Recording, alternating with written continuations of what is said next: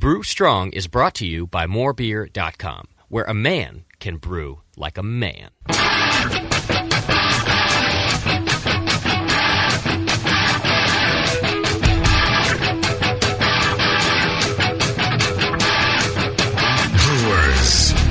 it's time for the beer radio you've been looking for. This is the show that dispels myths, tackles the toughest topics, and makes no apologies for geeking out on beer. Hosted by two guys that drink before they think. Jamil and John Palmer. This is Brew Strong.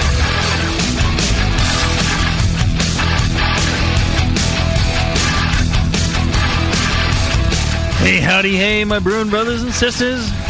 Another episode of Brew Strong. I'm here, Jamil Sainashef, with my good buddy, John Palmer. Yes. Hi, everybody. John, it's good to be back with you in the studio and enjoy another session of Brew Strong. Tonight we're talking about what? Mouthfeel? Mouthfeel it is. Oh, I tell you, Mouthfeel, I tell you, for those of you with sensitive ears, turn down the volume right now. I got the ass feel going on. And how does that relate to... You may ask what the ass feel is. So I had to be off-site for work, these all-day meetings, and I'm not sure of where they got the food or whatever. And, I'm sure the peanut butter sandwiches that they gave me was like from discarded peanut butter products from some place that shall be remain unknown out in wherever. Georgia. But, yeah, in Georgia. But... the whole world's been falling out of my ass for like the past 3 days. Consume something, drops out of my ass within an hour. Which came out first, Korea or... Exactly.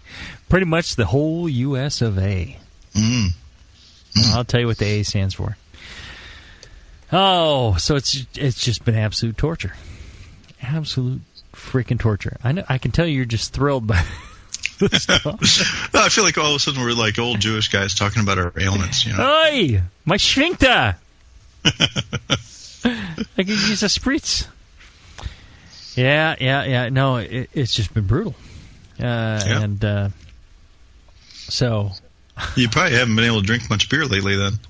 No, that's not stopping me. Oh, okay. Whew. Matter of fact, we had a couple of nice pints with the brewer from Green Flash out at Triple Rock earlier today. Oh, I'm drinking West Coast IPA right now. That's what we had. We had West Coast IPA, and I had a couple of pints of that, and then I finished Tasty McDole's pint because he was driving, and so I had like 2.5 pints of that. So I'm ripped and ready to go. But right. We're doing the new Jamil show, which is Jamil show Can You Brew It, which is clones of different beers. And so we were talking with the brewer at Green Flash about how he makes that West Coast IPA, and we have a great killer clone recipe. If you want to make your own West Coast IPA or any of the many other beers that we're going to be brewing on that show, we actually talk to the brewers.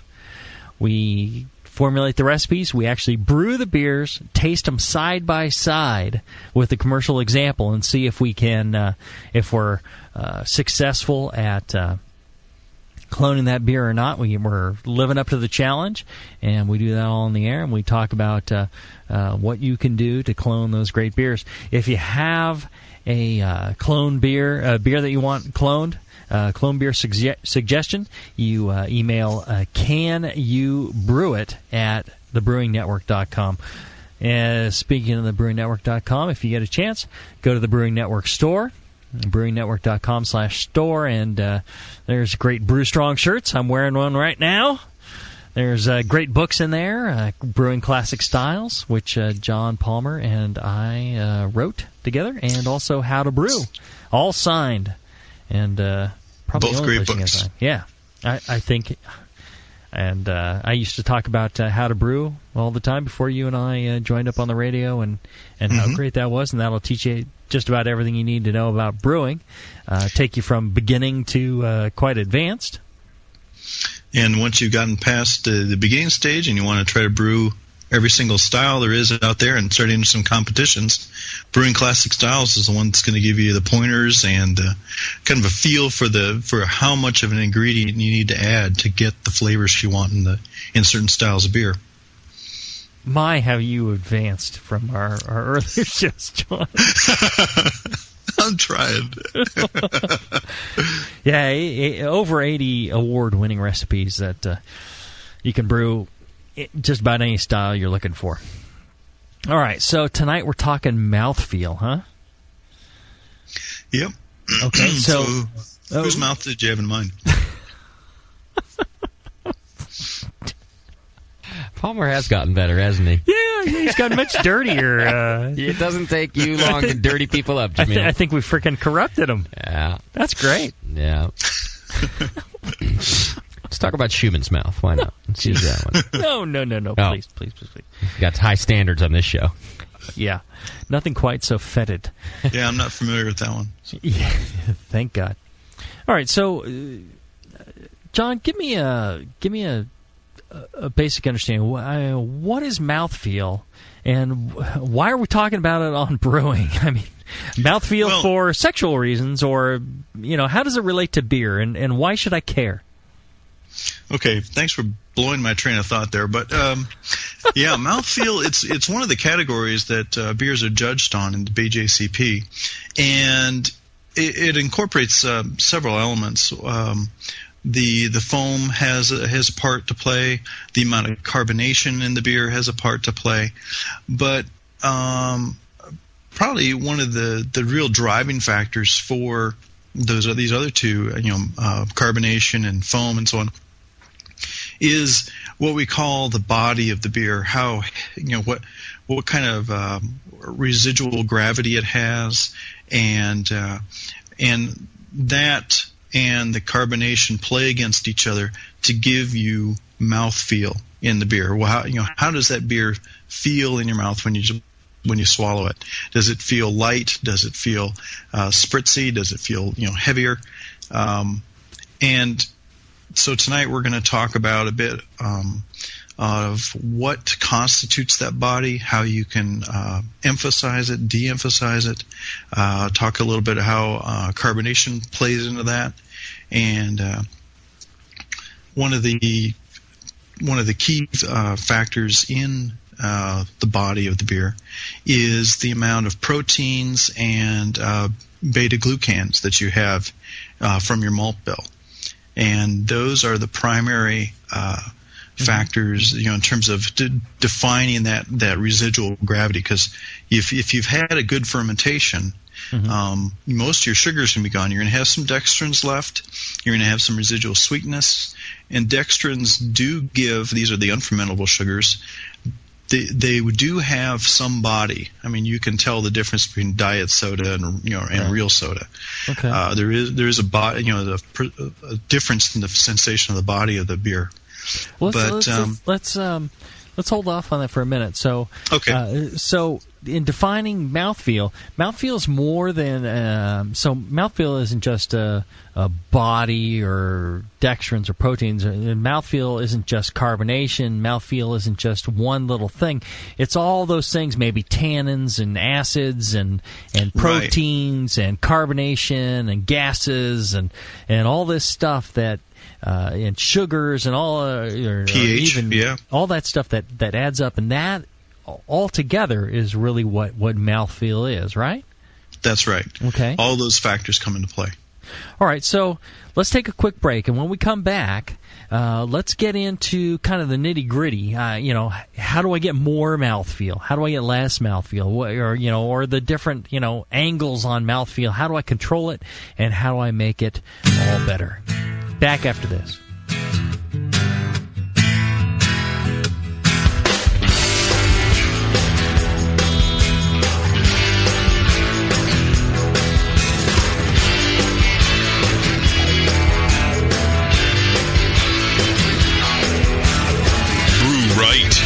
Brew smart. Brew strong. This is Brew Strong.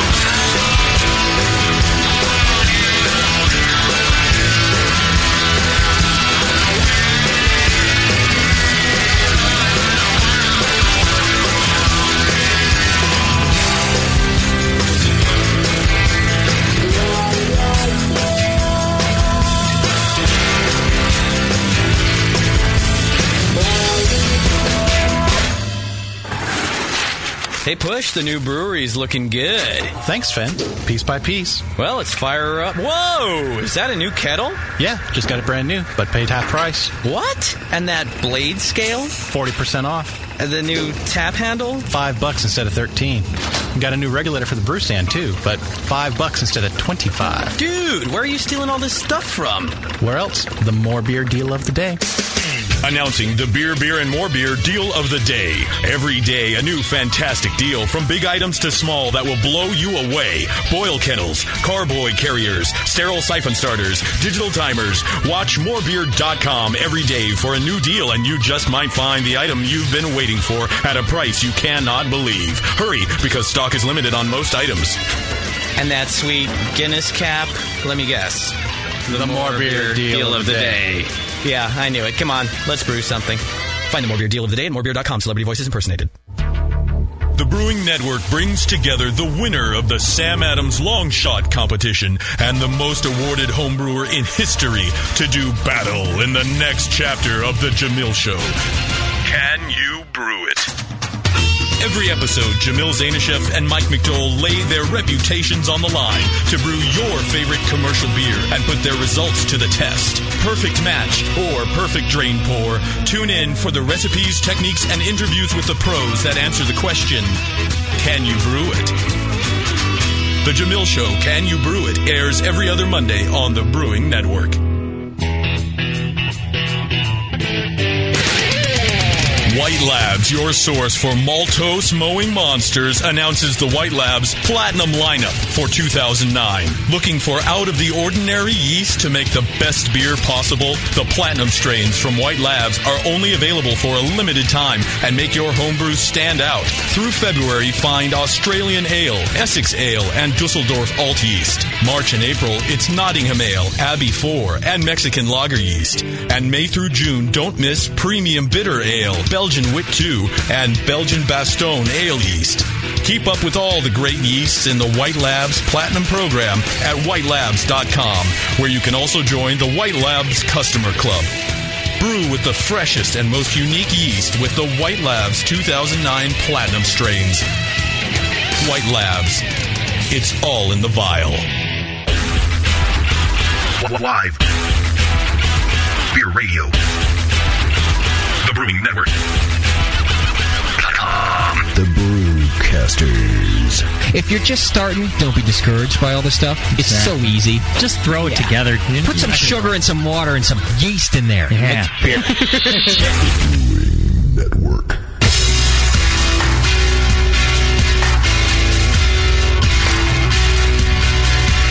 Like the Lance Armstrong of the beer world. Except for that nut thing. This is Brew Strong. All right, we're back. We're talking Mouthfeel. And, I was watching the news the other night, and I saw Lance Armstrong, bashing this reporter guy that was giving him a hard time about calling him a cancer and bike racing and all that. And I was thinking, holy crap, I hope we didn't hear this whole nut thing about Strong.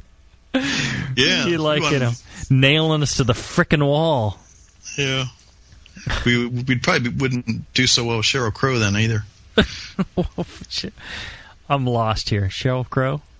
Sheryl Crow, yeah. Isn't she nailing Lance? Was that the reference you're making? Was. Till that nut thing. Till that nut thing, yeah. I know he's not nailing anybody. I don't care if he listens. Anywho. Yeah, he's probably a big time listener. No time caller. All right, so we're talking Mouthfeel, and so Mouthfeel is a variety of different components. It's not just one thing. It's not like how thick a beer is.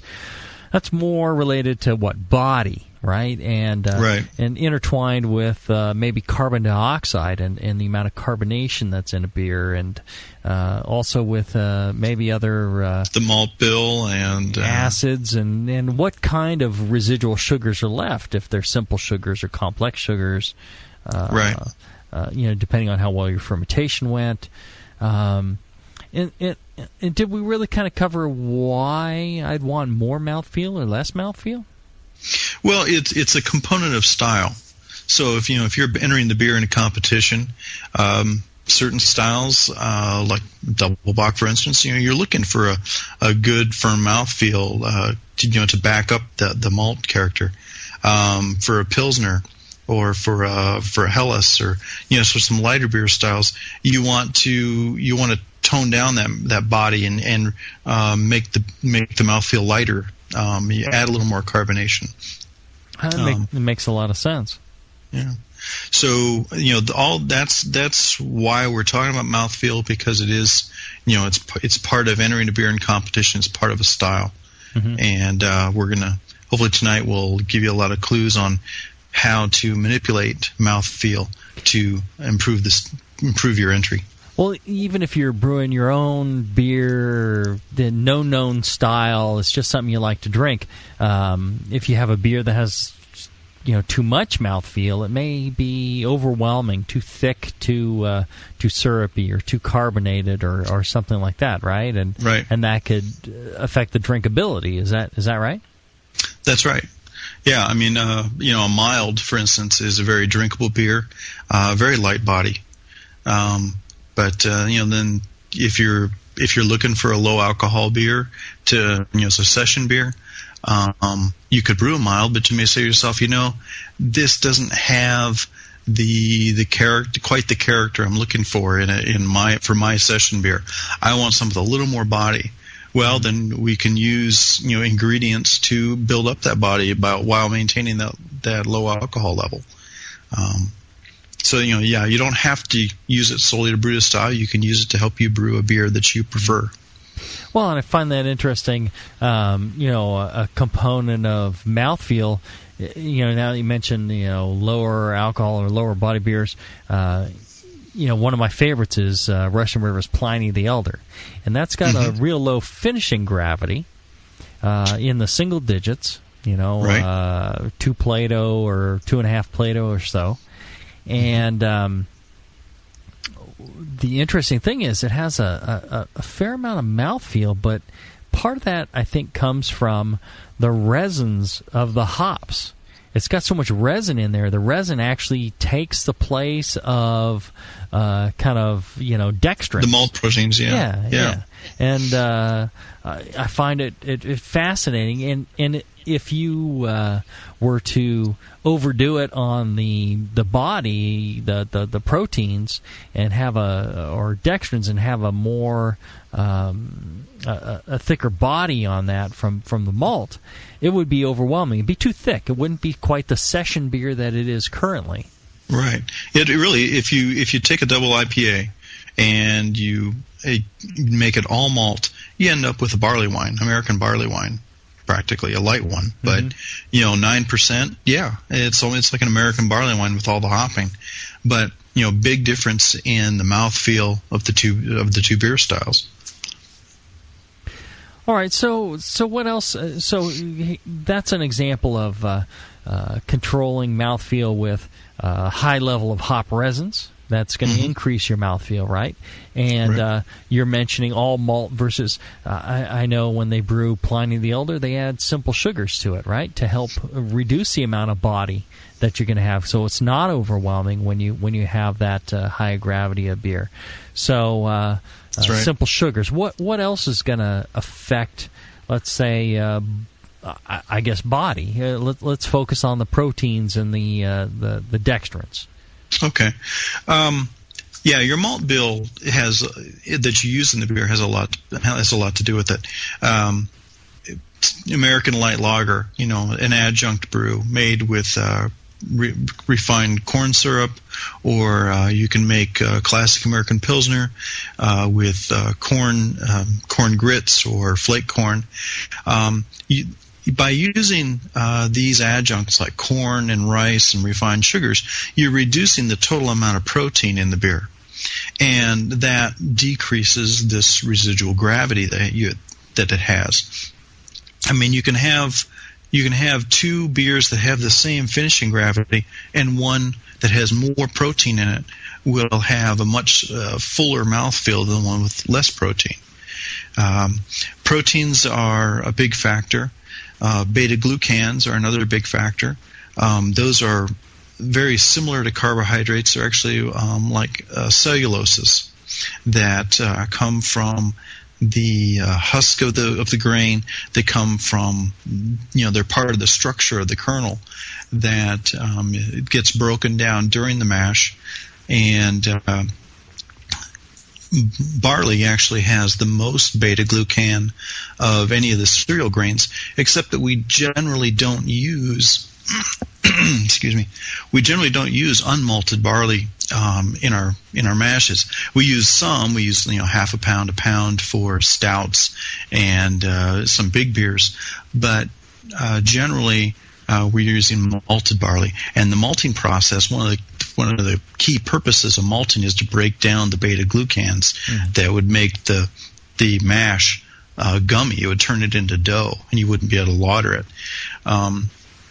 That's why when people are brewing oatmeal stouts or brewing wheat beers, or brewing other beer styles that have a lot of wheat, oats, rye, these grains are generally unmalted and generally have their full complement of beta glucan in them and high protein levels.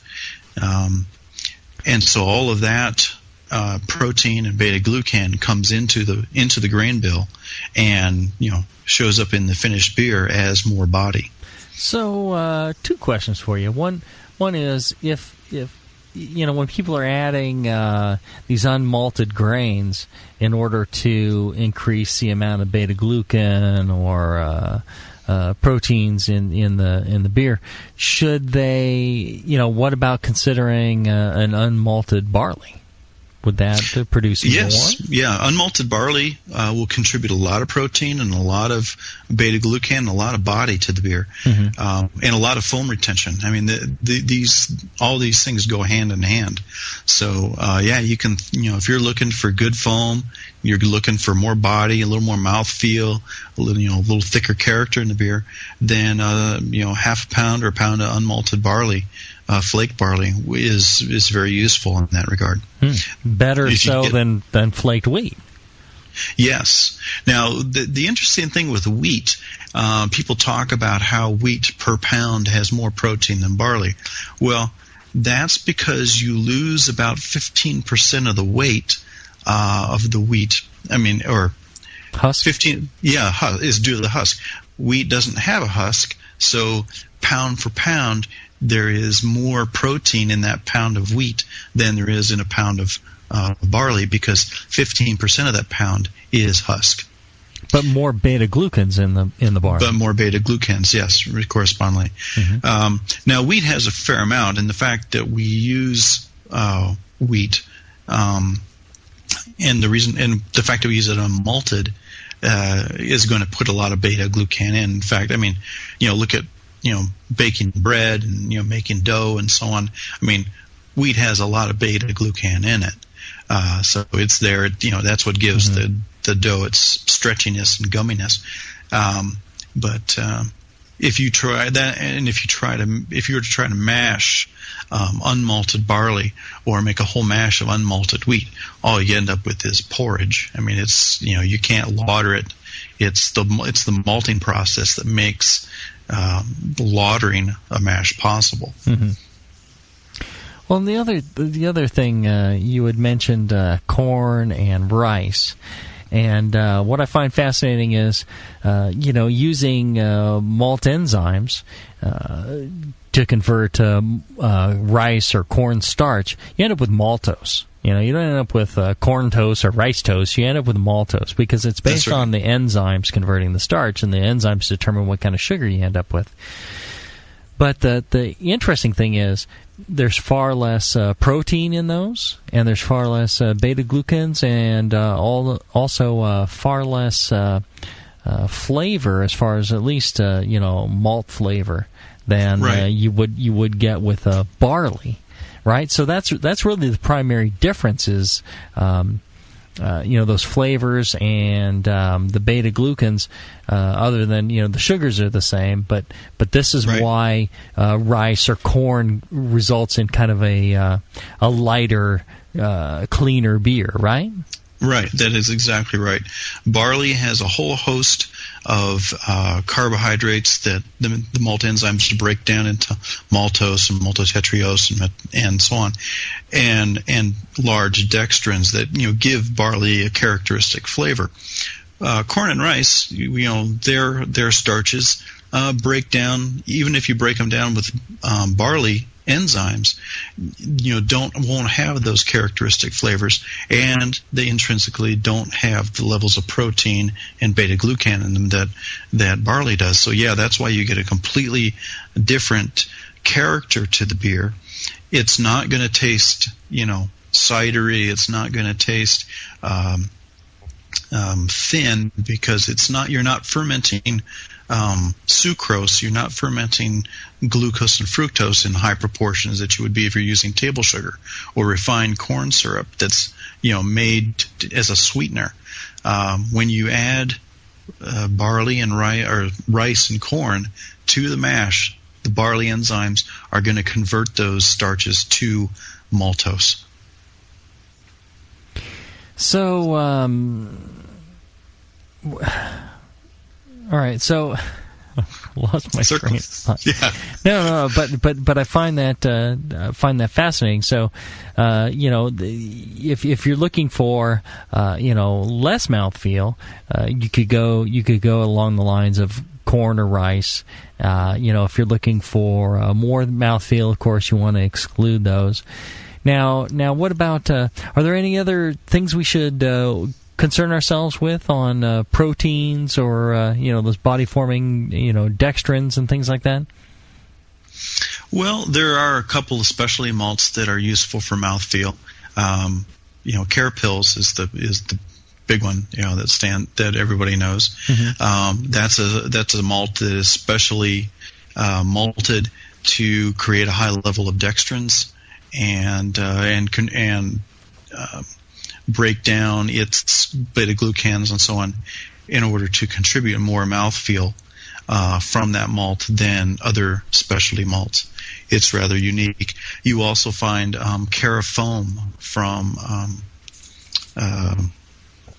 Weirmann, yes, from Weirmann malting in Germany, a similar kind of malt that can be used for foam or mouthfeel.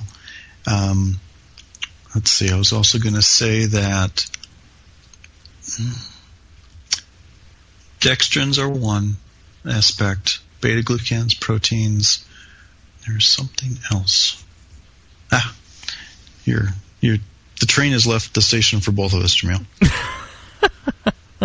That's all right. And so, I've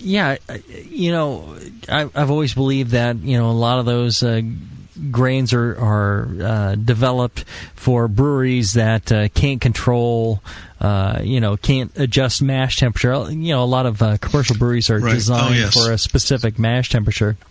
Right, mash regime. That was the other aspect. They want more body or whatever. They can use these grains, but those can also be useful in a homebrew setting as well, where you can use it to easily adjust, the body or the headstand of a given beer.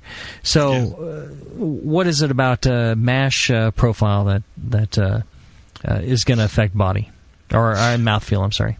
Yeah, well, your mash profile, especially your conversion rest, your starch conversion rest, you can drive the mash fermentability by mashing at lower temperatures or higher temperatures. Higher temperatures are going to leave more dextrins in the mash, in the wort, and you will end up with a higher mouthfeel in that beer than one that you had mashed at lower temperatures, made that wort more fermentable. And that would ferment more completely and become a thinner body beer. You can also add to that by the kind of malt that you use. There are well-modified malts, American two-row. There are less modified malts like Continental two-row or Belgian Pils, German Pilsner malt. These malts haven't been modified as much during the malting process. That is, during the malting process, the beta-glucans and proteins have been broken down less than a highly modified malt like American two-row. And so a single temperature infusion mash will be, done the same way, same grain, same weight of malt. The less modified malt would have more body than the highly modified malt.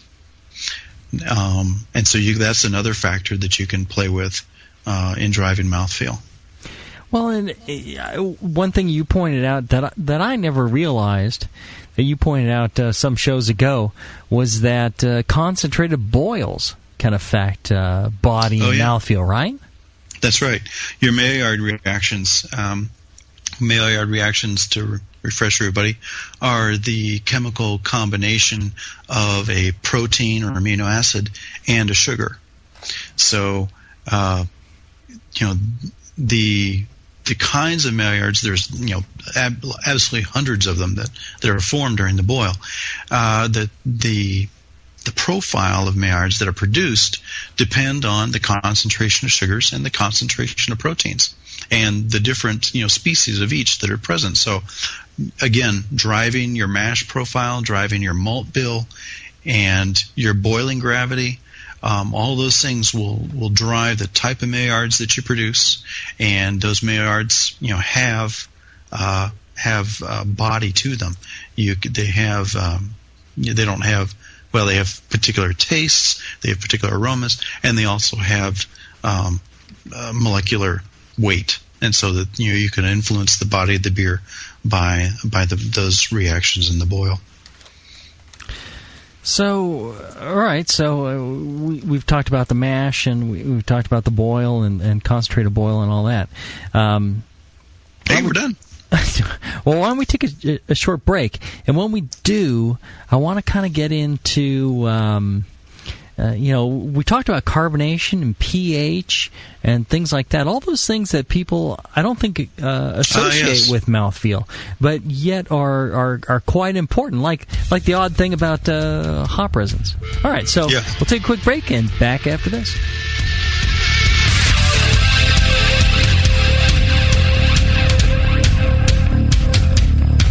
Keep your carboy cap on. This is Brew Strong. We'll be right back.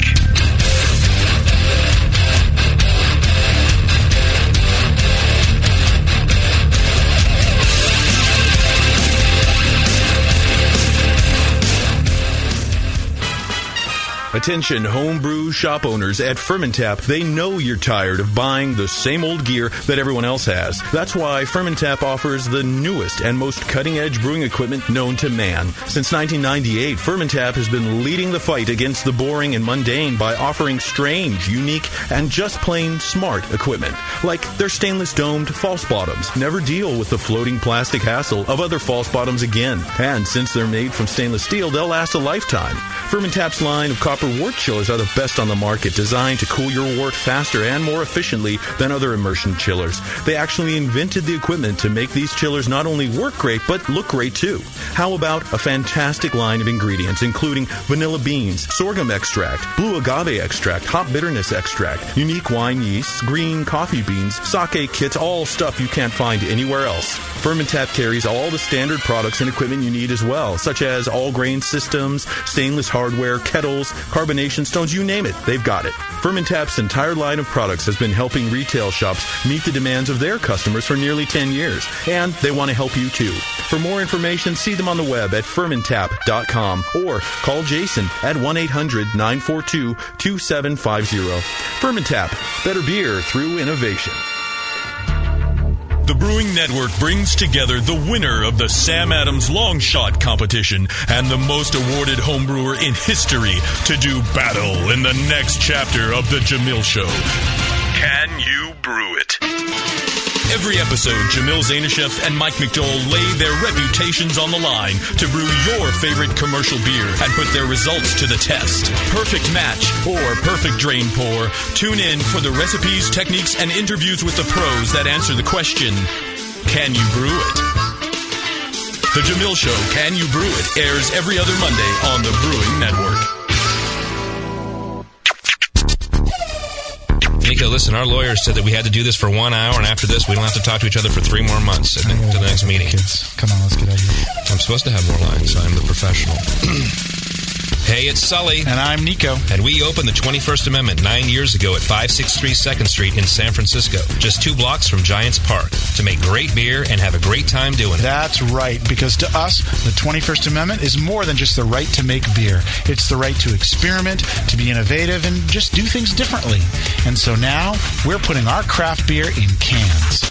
That's right, cans. You can find our world-famous Hell or High Watermelon Wheat Beer and Brew Free or Die IPA throughout California and Alaska. And now it's also available on draft at select accounts in the Bay Area. So next time you're at your local neighborhood pub or good beer store, be sure to ask for 21st Amendment in cans. Because everyone likes it in the can.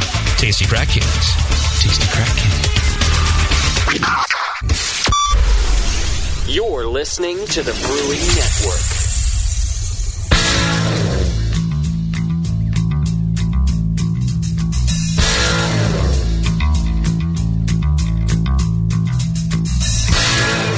Learning to brew has never been so disgusting. This is Brew Strong.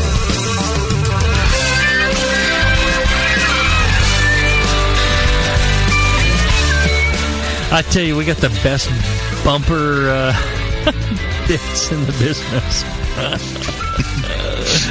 It's quality stuff. As is Brew Strong. That's right. We are the epitome of quality.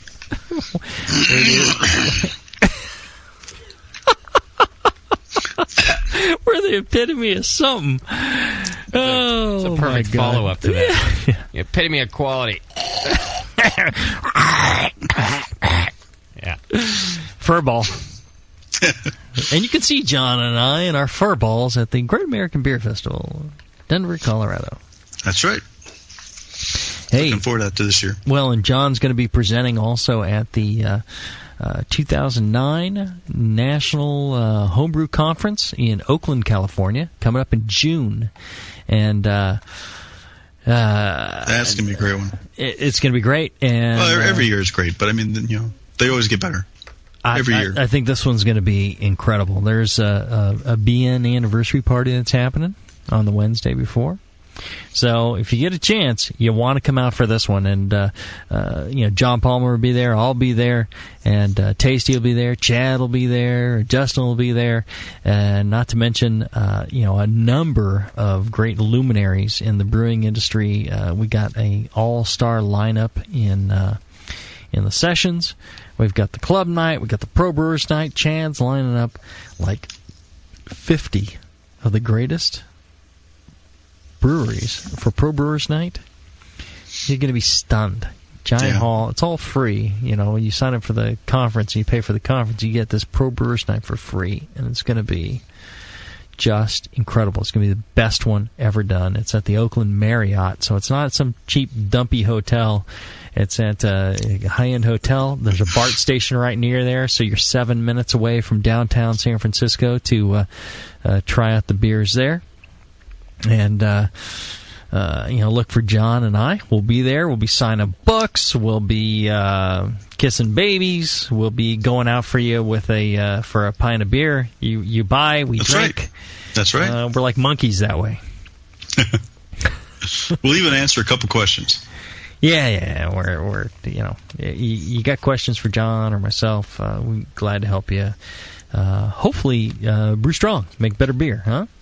That's right. All right. So we were talking about how mouthfeel is affected by body, by proteins, dextrins, and different malts you might use, or unmalted grains for that matter, and mash temperature. So, what is the other side of the coin? Yeah, right? yeah. How does pH and carbonation and whatever else fall into mouthfeel? Yeah, that's a real good point. pH is a strong factor. I mean, you look at two styles, lambics, very acidic, to let's say American Amber Ale, or English Bitter, where generally the pH is a little higher on those mashes. A higher pH in the beer results in a more rounded flavor coming out. If it goes overboard, then you can get some tannic bitterness going on. But in general, a little higher pH in the beer makes the beer seem a little more rounded. A lower pH in the beer makes it seem a little sharper. And so you can have an acidic beer that very, very palate cleansing, very refreshing, or you can have a higher pH beer that's softer on the palate. So not just flavor, but pH can affect slickness on the palate, or right. Sharpness on the palate. Can combine with the CO2 to kind of provide a acidic bite to the palate. Kind of tasty, indicating back of the mouth on the lower sides. If you were to reach back and follow your jawbone, your lower jawbone to the back, and then kind of in on that soft tissue there, you kind of get that puckering that kind of pulls down at that area. That's from an acidic tart beer. So pH can affect that, and that's mouthfeel. Especially, I would say that's one of the capital mouthfeel things where it kind of pulls at the muscles of your mouth. Actually, it's making your whole mouth work. Yeah, double IPA is a good example of this effect. Applying to the elder, very, very clean aftertaste. It's like you said, it's a session beer. It's one you can drink a whole pint of. Very bitter, a lot of hop resin in it, but a less body, lighter mouthfeel in that beer, and it has a lower pH. That results in a crispness. When you finish that beer, the hop resin doesn't linger on your tongue; it goes away. If you were to brew another, a double IPA, or let's say a regular IPA, and brew that with higher bicarbonate water, a little higher pH, you don't have the acidity to help wash those tannins away, and you're going to end up with more of a coating effect in the mouth, that bitterness is really going to linger rather than being cleared away. And that's going to be another real strong component of mouthfeel. Okay, and what else do we have for mouthfeel? What other components are there that we need to be concerned about?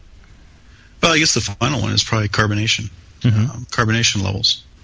And you and Tasty are some of the experts on that, and driving carbonation levels and how that affects, the entering a beer in competition, and how it affects your, the way you perceive the beer in judging. You've talked about some of that in the past on some of our shows. Mm-hmm. And one of the things I like to do is artificially carbonate my beers, because I have more control over it. And I will hook up a beer to a low level of gas, and I'll let that condition over a period of time, and taste it every day or two. And you get to a point where it's just it's tasting a little undercarbonated, and maybe a little full and sweet, and then or maybe flaccid and sweet, and you get to a point where it's just perfect. And you get past that point, and it becomes kind of sharp and acidic, and then it kind of seems almost like it thins out again. Where carbonation's a double-edged sword. You need carbonate. Without carbonation, Sam Adams, Boston Beer Company, they shipped out a couple of bottles of their chocolate Bock to the people who helped out with their long shot competition. That's coming up in April of this year, and they very generously sent out a couple of bottles of the chocolate Bock and some nice glasses to drink them with. Unfortunately, one of mine was like half full when it got there, and the box is full of liquid, and so all the carbonation was gone from that. And I was like, well, let me take a little taste before I pour it out, or toss the empty bottle. And without carbonation, it was kind of thin and a little insipid. And I know that's not what Sam Adams or Boston Beer Company brews. So, the other bottle that was fully capped and carbonated, that was great, an awesome beer. And, carbonation plays a huge role in that. And it was Mouthfeel that really, spoke to that, as well as, carbonation affecting kind of the overall acid balance, like we're talking with pH. So, every beer has its perfect carbonation level. There's a point where it's too much, and there's a point where it's too little. There's nothing really. There's a acceptable range, I guess, but it's a really narrow range, and something that makes a beer perfect. And I think that affects mouthfeel as well as a lot of other aspects. So the thing I like to do is, just work my way through that range until I find exactly what it should be. That's a real good point. Okay. What else do we have to cover on Mouthfeel? Well, do we have any reader mail? Well, we got listeners live in the chat. If you're interested in listening live, you go to thebrewingnetwork.com, and there's a chance. You go to the front page; it'll tell you what shows are going to be live. Sunday Session, Jamil Show, Brew Strong, and when you can listen to those live. And also, there's a button there called Chat. You go there. You don't need a password or anything. Just type in some name to use on the screen, and you get in there with like-minded individuals, and you can chat while the show's going on, discuss what we're talking about, and ask questions of us. This isn't just a podcast. This is actually live radio that we do, and you can actually participate. So that's one of the great things about the Brewing Network. Justin, what do we got? All right, a couple questions from the chat room today. One came through about mash temperatures and mouthfeel. The person asked, "What would you say that you maximize mouthfeel controlled by a mash temp at 158 to 159?" In general, yeah. The higher the mash temp, the more long chain dextrins you're ending up with. Yeah, there's quite a bit of room for playing around with that. I mean, I guess that you really can't say that 158, 159 is the maximum. 160, 162 will also generate a lot of dextrins. You're going to be deactivating your beta amylase pretty quickly at those temperatures, so you'll be generating more dextrins than you would at 158. Now, whether you would obtain complete conversion, depending on your mass, it's going to depend on your malt bill and a lot of other factors. So, kind of, I guess, if the question, maximum at 158, 159. I was going to say yes, but maybe the better answer is no, that's not the maximum, but that's the right ballpark. That's close. Well, what about protein rests? How do protein rests affect? Oh, yeah, good question. Protein rests, well, with today's highly modified malts, a protein rest is really going to start breaking down, any some of the medium-sized proteins that you want for mouthfeel. And I mean, you can do some protein rest and get an improvement in soluble protein and get an improvement in mouthfeel and a little improvement in foam, but it's a very short slope. I mean, you get a benefit for a short period of time, 10 minutes, and then you really got to start ramping it up and moving out of that protein rest range, because if you leave it too long, and I'm talking 20 minutes, 30 minutes at a protein rest with today's malts, you're going to degrade those proteins down to amino acids, very small peptides that is great for yeast nutrition, but it's going to be a very thin beer. Mm-hmm. And what about also a beta glucan rest? That's not a lot of people do it, but that's in there too, right? Right. A beta glucan rest is really only useful when you're mashing unmalted adjuncts like rye, oats, and wheat and barley. And you use it to enhance lagerability. Those beta-glucans are going to become soluble in the wort when you take it up to conversion temperatures, 150 and above. Those beta-glucans that are present in the malted barley are going to solubilize, and they're going to come into dissolution, and you'll have all the mouthfeel that you could want. A beta-glucan rest is breaking those down, and it's to enhance lagerability. You really don't do a beta-glucan rest to enhance body. You're doing it to decrease body. All right. Another question that came through is how would you adjust for maltodextrin added to extract beers? Is there a formula to find out how much to use, or is that all trial and error? I'd say trial and error. Just got to do it. And even Brew Strong can't help you there. Quarter ounce. No, 4 ounces, quarter pound. What? That's how much to add? Quarter pound. That's good. That's a good useful amount. Okay. Yeah, just in ballpark, yeah. Okay. You can't go wrong with a quarter pound maltodextrin. All right. Yeah, extract beer. Another question came through. What about small beers? Like this is a pH question, I think. Small beers like milds and bitters, beers that are around 1040, he says. He says these tend to be watery if the mash isn't right. How does the pH affect the mouthfeel for smaller beers? Well, yeah. If the mash pH is too high, then it's not gonna have a bright character to it. And you're going, especially in the small beer, you're going to want a brighter character to the beer to give it some flavor. If that pH goes too high, if you're brewing with high bicarbonate or high alkaline water with these small light beers, a mild with its darker color is actually good for brewing with moderate to highly alkaline water, because the two balance out and you get the proper pH. If the pH, if the pH does go too high, that's when you particularly get the watery character, because the malt character isn't being supported by the pH, and the beer doesn't taste bright. Well, you can also extract tannins, things like that as well in a high pH beer. Especially in a small beer, there's a lot more danger of that when mashing a small beer.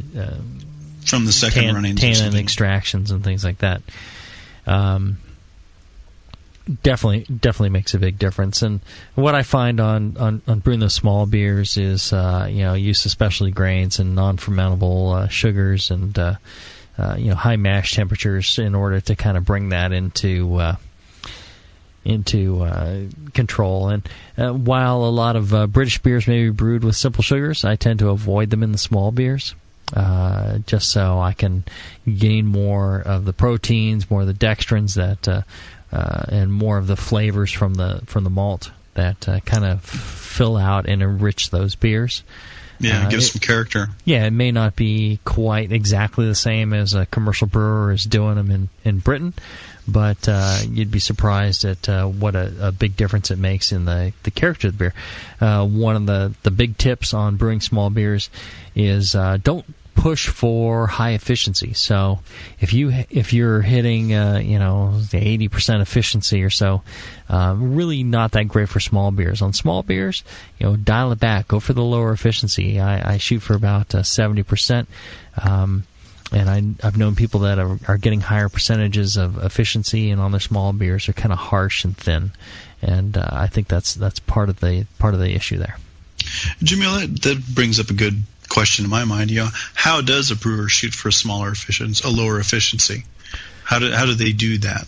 A variety of things. You don't really want to go with a lower efficiency based on, adjusting your pH or things like that. But what I find is, the crush and, sparge rate, both play a big role in level of efficiency. Right. So a little coarser crush, and less sparging. do you bump up the malt bill? The pounds yes. of malt used. Right. So you'll increase the base malt amounts to make up for the lower efficiency, but not the specialty malt amounts. So when you're adjusting for efficiency, you just only adjust your base malt amounts generally. If you're adjusting for the volume of beer that you're making, you adjust every ingredient, all your malts, your specialty grains, etc., your hops, your yeast, everything gets adjusted.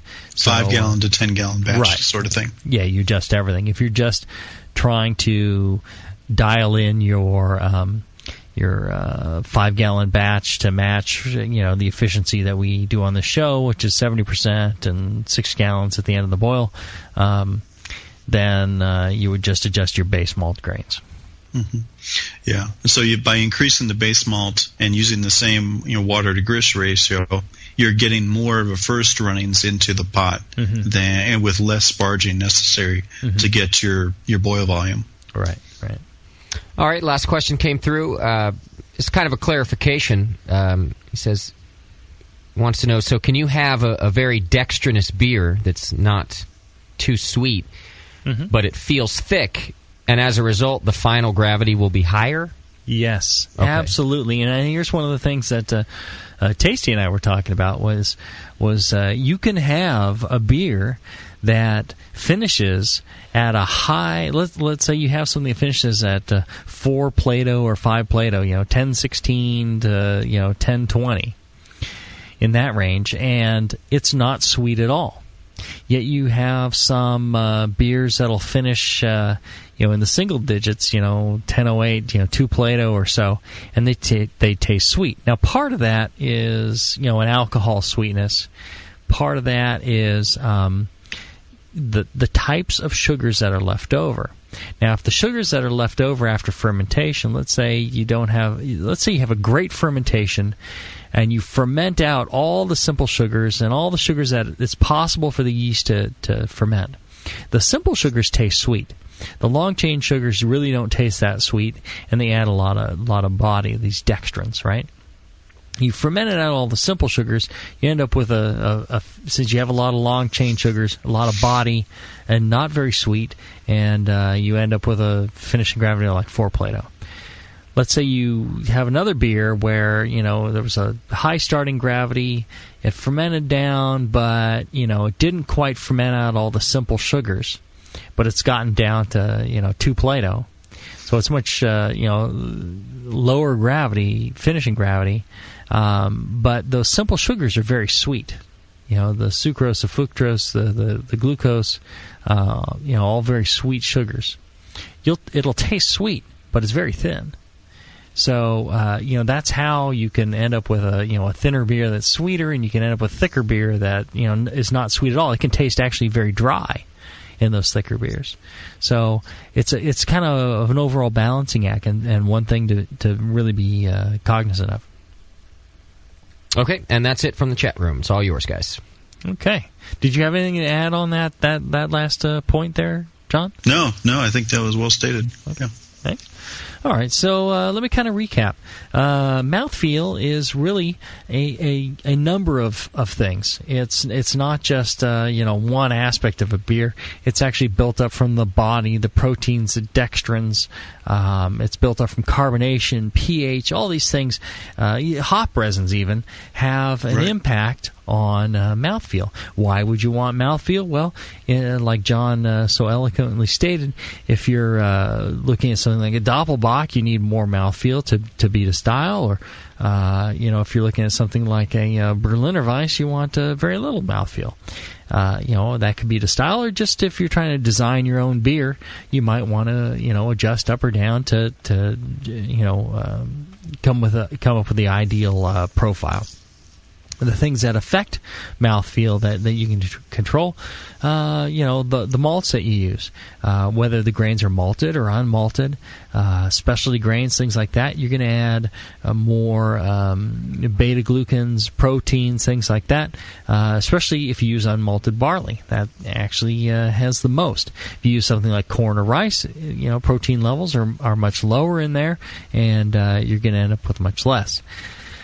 Let's see. Mash temperature makes a big difference, of course. You can go with low mash temperatures. If you get down into beta-glucan rest and protein rest, you're actually going to probably hurt mouthfeel and head retention and things like that. So, stick to the higher temperatures.